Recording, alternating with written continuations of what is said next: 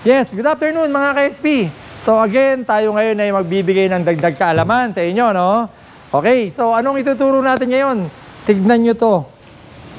Yan. Okay? So ano po yan?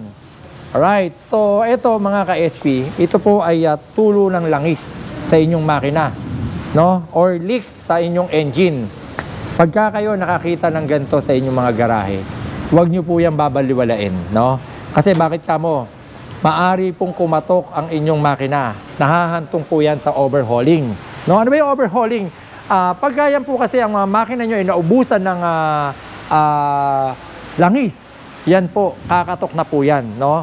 So, bibigay ang mga loob ng mga engine components kung tawagin. Masisira po yan at hahantong nga po sa overhauling. Okay, so anong the best dyan? Number 1, ang gawin nyo, magpa-engine wash at underwash po kayo. Hindi po yung regular na engine wash lang sa mga karwasan, ha. Pa-sprayan nyo po yan ng diesel, no? Para makita nyo kung saan po yung nagli-leak.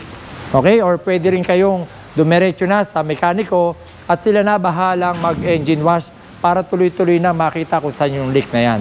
Okay? So, yun lang, ano, isang paalala sa mga baguhang driver at kahit dun sa mga matatagal ng driver, huwag nyo pong babaliwalain pagka nakakita kayo ng ganyan leak sa inyong mga garahe. Malaking gastos po yan, mga ka-SP, pagka in-overhaul ang inyong mga sasakyan. Okay? Sana po natuto, mga ka-SP, ha? Maraming po salamat.